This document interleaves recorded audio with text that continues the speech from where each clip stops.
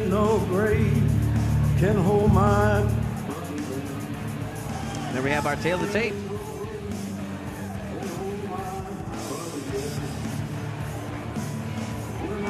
Welcome back to Houston, Texas. Fury FC 45 continues here on Facebook. You just missed the main card on UFC Fight Pass where we crowned a new lightweight champion, Lavelle Simpson, with a head kick knockout of Nico Echeverry. Ben Glenn with an upset win over Will Morris and an incredible finish from Josh Altham, a triangle choke, and Morgan Oriahi with a flying knee. A wild card on UFC Fight Pass. That'll teach you to miss it next time if you did. Yeah. Don't do that again. It had hype and it delivered. But we've got 2 more fights to go. Swing bouts from earlier in the night. And the first one about to get underway here, Chase Eastham and Francisco Obando. Chase Eastham in the cage now. Please welcome to the red corner, Francisco Obando.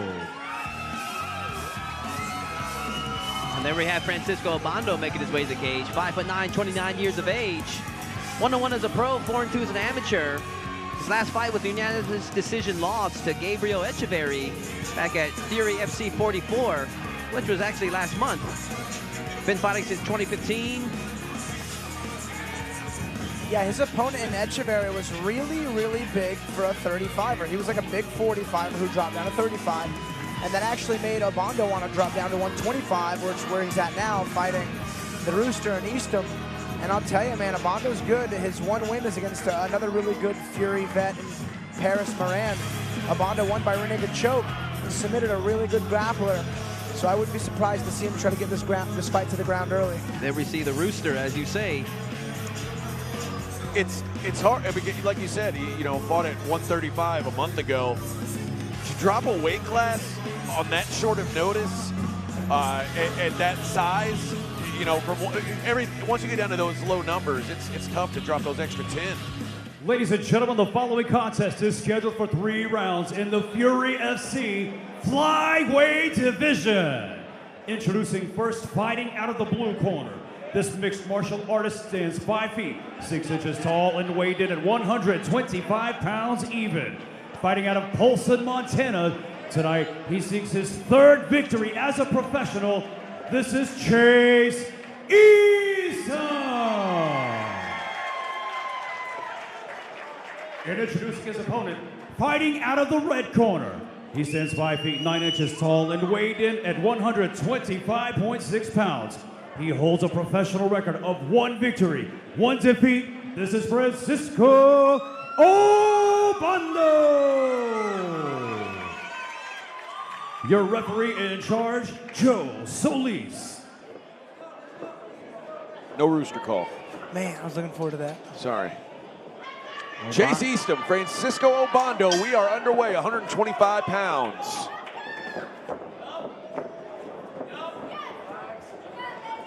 These guys have been waiting all night to lock up. Yeah, that's got to be tough. You know where you are on the card, and then right when it's your turn, they say, nope, not now. You know what? The fight after this one is actually one of my guys, and I told him to plan on being a swing bout, and I told him to plan on fighting after the main card. So if these guys were here at the last fights, which they both were, I think they knew to expect it. So Eastham there, score with a leg kick. Had a tough fight in his hands in his last bout against Jonathan Davis. Looking to bounce back from that. Ooh, good entry there. Obando now. And again, looking for that neck instead of fighting the underhooks. And he's always diving for a choke. Can he finish it? He committed to it. Eastham with the closed guard guillotine. Gives a thumbs up there. So this is deep. You can see Eastham is really, really struggling to finish. He's really like driving his arms in. This is going to be tight for Obando. You can see Obando's got some room, though. I think that this is going to end up wearing out Eastham more than anything. I agree. Now, does he have his hand on the wrist to relieve some of the pressure? So what Obando needs to do is really drive into Eastham to try to limit Eastham's ability to bridge. And up against the cage, it's tough. Nice. And that's a lot of energy that just got expelled by Chase Eastham. And now he's in the bad position. Obando able to peel his head out. Escaped the hard way. Eastham's got a decent clamp of the arm. He's going to look to flip his hips for an armbar, it seems. Obando did a good job squaring him back up, but Easton's looking for that angle. He's looking for that armbar. Good elbow there from Obando. Couple of them. Ground and pound 101 there by Obando. So his elbows were good. They made Easton let go of the arm and look to protect his head. Open guard down by Easton. He's got his foot on the hips. Kind of pinned against the cage. Just having a hard time finding an angle to do anything with this. Obando staying active. Oh, those elbows. Yeah, Obondo's doing really good work here.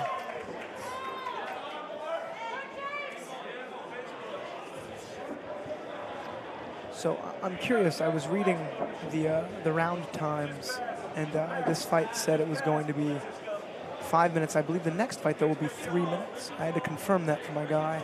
It's weird they haven't consistently made 5-minute rounds. I thought that it was now in Texas all 5-minute rounds for pros. I confirmed with 2 commissioners just to give my guy the right info. I just wish, I don't know why they don't have consistent rules. It doesn't make any sense to me. No sense. Just like a flip of a coin on which match will be 3 threes, which will be 3 fives. You guys may think I'm crazy. If it was up to me, MMA fights would be 1 round of 15 minutes. No I breaks. don't mind that at all. I would love that. The Japanese style there. That'd be cool. And no scoring. Just have the judges like declare who they want to, who you think won the fight. Yeah. Pride never dies. And it would take away a lot of the stalling tactics of really good wrestlers. Yeah, I would agree with that. But I do think that when you use a rule set like that, you have to go back to the Pride rule set where they would have yellow cards and they would, you know, because you can't take let away somebody money. just stall. Take away your purse for stalling. Good transition here to the mount from Obando. Yeah, Obando has great grappling. I mean, that was no secret. Armbar attempt, it almost looked like. Yeah. Easton taking advantage of the cage and trying to walk the cage with his feet. I think Easton felt it being set up and decided to get moving. Obando did a great job shooting his hips back low. He elected to keep them out, which I think is paying off tremendously right now. Easton trying to pin that head, seeing what he can get from it. But Obando, as you see it, working for that armbar. Does he have the angle? It's interesting to see he's punching to set up the angle for that S-mount armbar. A punch and angle, a punch and an angle. He's got just under a minute left. Plenty of time to go for it. He's landing good shots here. It's kind of a win-win for him, too. Yeah. And 40 seconds, I mean, I don't know if the ref will allow 40 more seconds of that.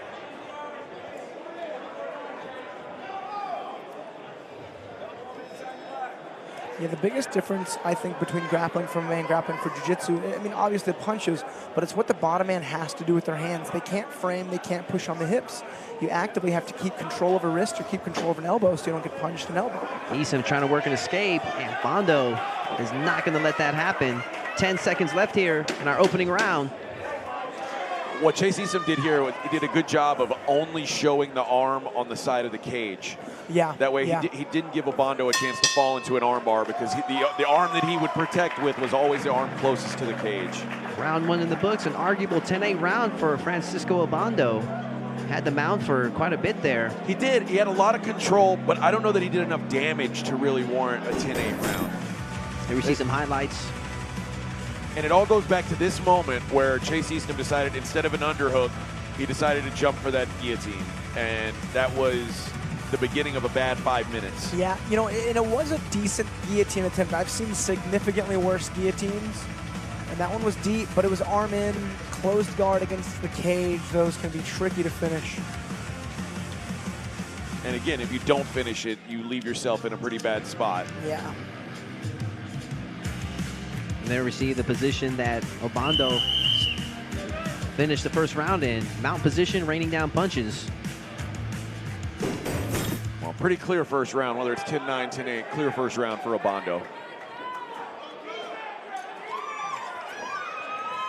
Let's see how Easton answers.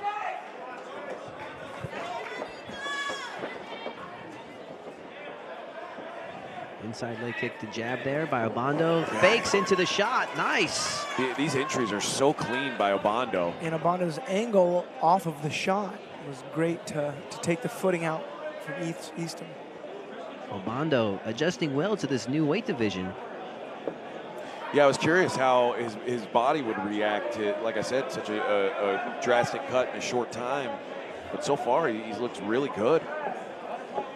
Yeah, and he wasn't a small 35er. No. He wasn't a big 35er, but he's a big 25er. Well, Chase Easton's a pretty big 25er too, though. Yeah, I know what the last weight did at a catch weight at 130. Curious if he's going to go for the head and arm choke at this point. Transitions to mounts. If he can pin that arm against Easton's head, he opts Lost not that, to. Yeah. We saw this position earlier today. And just a dominant position right here. Oh, man, you can hear the thud of the floor with that elbow. I'll tell you, Easton has worn the damage well thus far. Right there, whenever you saw earlier Obando, great finding those legs from the mount. That is a miserable position. My jiu-jitsu coach, Travis Took, just will sit there all day and control you with that. You've been the victim of that a couple times, Alex. Yeah, it's not fun. It encourages you to do it when you're on top. So you see that possible armbar attempt again from Obando. You know, Obondo's having such success with the punches, though. It looks like he's trying to punch to make Easton reach to armbar him, but a lot of time left, too. 3 minutes. Heel hook attempt now by Asim. Does he got it? They're still relatively dry, even though they're in the second round. Oh, that might be good. No, he's I think he losing lost the control it. of the knee. He's still in position. He can maybe transition again. He needs to Got it figure again. for his legs. Easton needs to figure for his legs to control that. Heel hook attempt. Use it to sweep. I don't think he has anything now. No, you can't sit back on those. Now we got the Now head he's and in arm. trouble. Obando now with the head and arm attempt. Thumbs up by Asim. I'm not too sure how long that thumbs up's going to last for, though. And a smile. But he is, he needs to twist him away from the cage so he can. Kind of sprawl out. Yeah. What Obando needs to do is get his right shoulder deeper under Easton's shoulder. Or push his hand away from his ear would help too. Making the adjustments. Trying to see if he can secure that knee, get the angle to finish this head and arm choke. Yeah, there's only two strong points of contact with the head and arm choke. You can watch Francisco's right bicep into the neck, and then he needs to use his shoulder to drive Easton's in. But Yeah, at a minimum, that's very uncomfortable. yeah, he elects to use the submission threat to get to mount. Push off elbow. He's into landing damage right now too. raining down punches from the mount. Obando just been all over Easton. Obondo's got a lump on his back. I'd be curious to find out what that is. I just want to take a page out of one of our fighters on the main card, Altum, and been super glue onto his opponent. Yeah, he's definitely got to throw him out right now. And you know, even in MMA or self-defense, if you're ever mounted, you don't want to lock your arms around the waist because you're literally holding them on top of you. And you've got nothing to protect your face with. And you need to bridge to make them post and then attack the hips. You know, on bottom, Easton has to push Obondo's hips away. If he doesn't, he's just going to ride out this mountain and take a little less damage than normal, but I mean... He's looking for that armbar again. I am dying to see Obando go for it. I've seen him tease it a couple times. You know, it's a high risk, high reward, though. Naturally finishing the armbar is what he's looking for, but if he loses it, he's going to be on his back, giving up a mount. Well, with But 30 now we're seconds 50 left, seconds, yeah. Now's the time to go for it, And this and he one looks does. deep. He's got to control the wrist. If Obando can grab Easton's right wrist, he'll have far more leverage. Shots to the ribs, loosen things up a little. and there he does. He's focusing on the wrist. Oh. See if he can transition the arm That's going to do it. to hyperextend it. Referee Joe Solis stops this fight, and Francisco Obando Armbar from the mount. with the armbar finish to earn his second professional victory and a successful debut at flyweight. I think he's found his new home. 2 wins, 2 submissions. Nice. Dominant performance, if there ever was one. Yeah, that Obondo's he's got good slick grappling. He's sticky like Josh Alton. That looks like Chase Easton may have hurt his knee. Yeah, that was a really impressive performance by Obando. He never really threatened outside of that first guillotine and dominated the fight from then on out. That leaves us with 1 fight to go, boys. Yes, it is. Chris McElroy Taylor Hickman in a lightweight shootout in our final fight of Fury Fighting Championship 45. It's been a pleasure, gentlemen. Yeah, these Fury fights always deliver so well. Only getting better, too. Yeah, I'll tell you, that May 16th card, again, last time they did 3 title fights, there were 3 awesome finishes. We have the return of... Ladies and gentlemen, the end comes 4 minutes, 28 seconds into round number 2, declaring your winner by submission due to an armbar, Francisco Obando.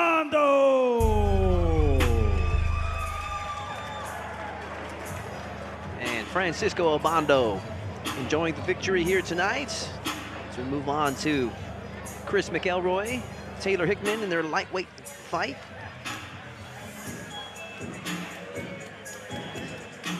Taylor Hickman making his pro debut tonight.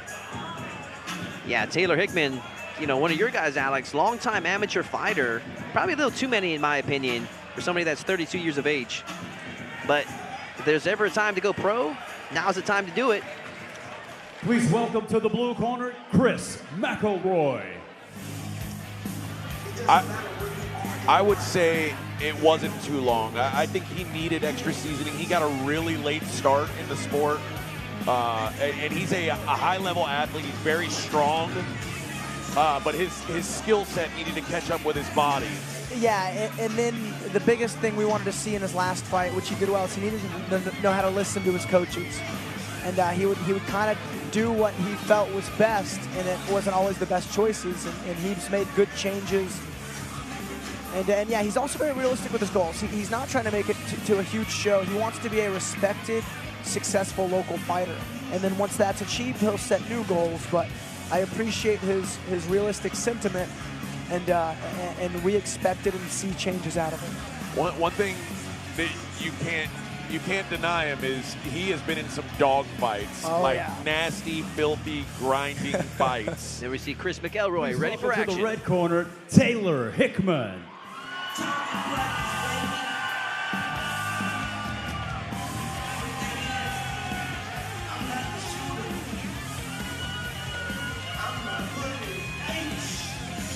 There we have Taylor Hickman making his pro debut here tonight. 3-3 as an amateur fighter, looking to kick things off with a bang over Chris McElroy. His last fight was in December of 2020. There we see the tail of the tape. 37-year-old Chris McElroy taking on the 32-year-old Taylor Hickman. Both weighed in at the 155-pound weight limit. Taylor Hickman, 5'10", had a draw in his last fight against Zach Lowry. Took his first fight in 2018, as you were saying. Needs a little bit more seasoning before he decided to turn pro. There we see highly respected coach Matt Wald, coach of UFC fighter Alex Morano, who's sitting beside me calling the action tonight. That's right. And as like you say, AJ, I think Matt Wald, arguably one of the best striking coaches, if not the best striking coach in the Houston area. Yeah, he's a wizard at holding pads. He knows how to read and coach each fighter specifically. Very high fight IQ with the coach Matt Wald. And there we see him, Taylor Hickman, stepping in the cage, ready to make his professional debut.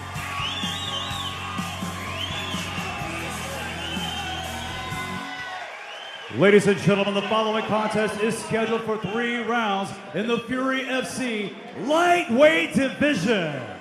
Introducing your first competitor, fighting out of the blue corner. This Taekwondo specialist stands 6 feet 1 inch tall and weighed in at 155 pounds even. Fighting out of Bowie, Texas, tonight he seeks his first victory as a professional. This is the malicious Chris McElroy. And introducing his opponent across the cage, fighting out of the red corner.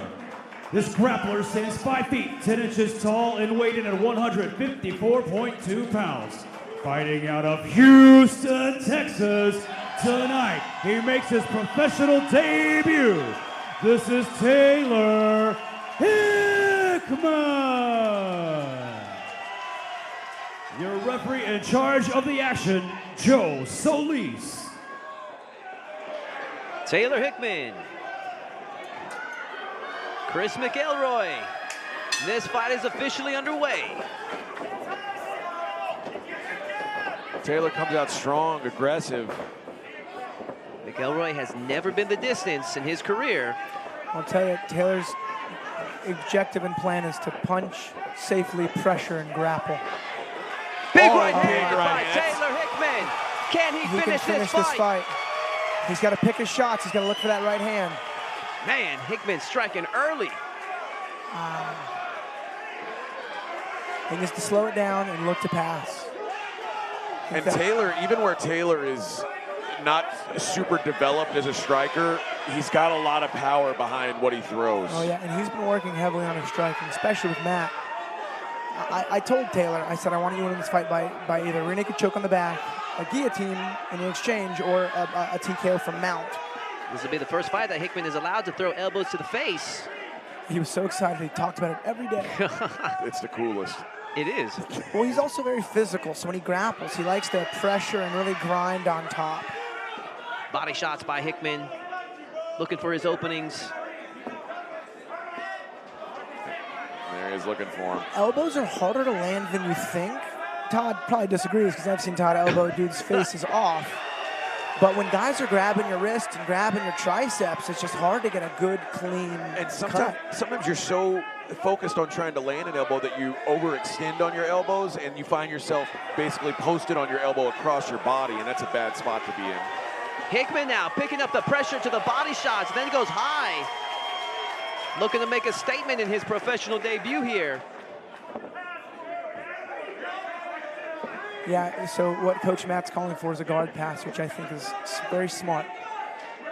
Taylor's got good pressure, and I'll tell you, he's guillotined pretty much every brown and black belt at the gym, which I don't really like admitting on that much because I'm one of them. But he's got a good guillotine on him. He's On got any given day. a hard squeeze. And he's compact. Right now, There's the See, pass. that's what we're looking for. there it is. Side control with 45 seconds left. What And can he's he do moving with him it? out. What he needs to do is swing out McElroy's hips from the cage, put his head flat on the cage, and then look to go to town. Prime position for damage now. And what stinks as a part of this camp is we planned for 5-minute rounds. We signed a contract for 5-minute rounds. We're fighting 3-minute rounds. And if we had 5, he's got another 2.5 minutes to sit on top. Yeah, I agree with you there, Malik. I mean, and I don't even understand what the reasoning was. It's just like, oh, well, just He can is. finish. He can finish here. He's got to pick his Just shot. flurry. 10 seconds. Taylor Hickman He can picking up the finish this. pressure. Stop it. I think it's over. Oh, he's going to survive it. Wow. Taylor Hickman picking up the pressure, but McElroy survives. Boy, Yeah. that is a 10-8 round. That's 10-8 round. You drop him, you mount him, you beat him up. Let's take a look at some of the highlights here. We see the big right hand early on. Nasty right hand.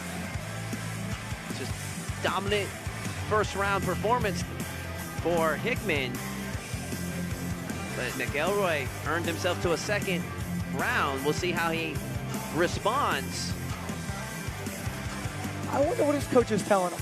'Cause they didn't find much out. They know Taylor's a grappler, but he got dropped by the grappler. So are they saying to stand with him? I mean, And he didn't really throw anything leading up to getting dropped. Like, he threw kind of like a rangy hook, I think, to kind of get a feel.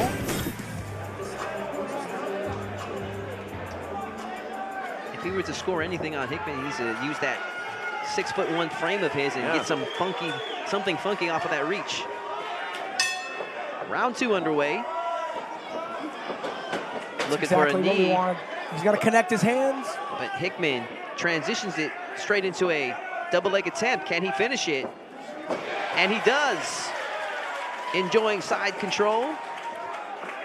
It's like watching your kid playing soccer. You want to coach him, but we'll let the coach do that. yeah, he's grown a lot since the last I saw him. This is a more well-oiled machine.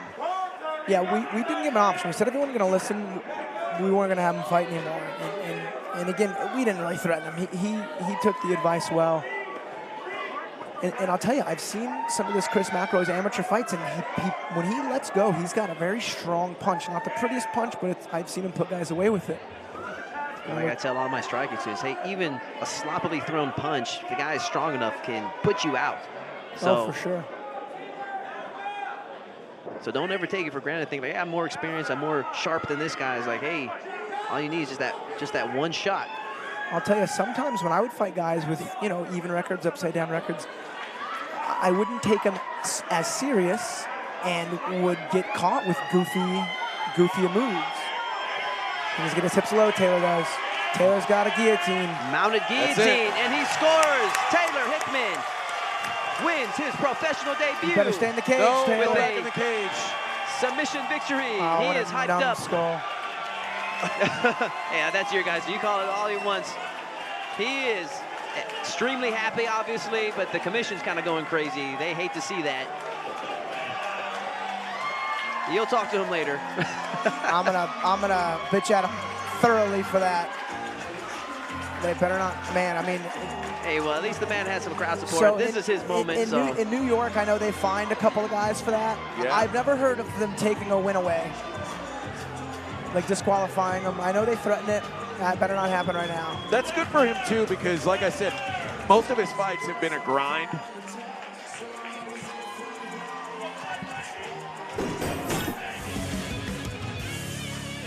There we see highlights from what happened.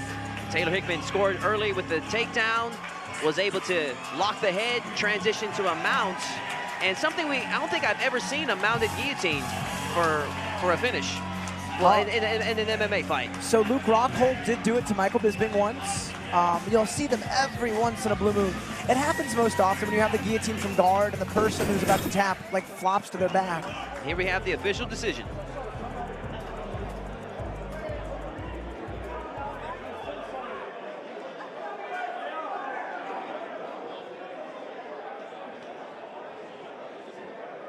Ladies and gentlemen, the end comes 1 minute, 37 seconds into round number 2, declaring your winner by submission due to a guillotine, Taylor Hickman. He's lucky they didn't disqualify him. A good work for Taylor. He achieved his goal.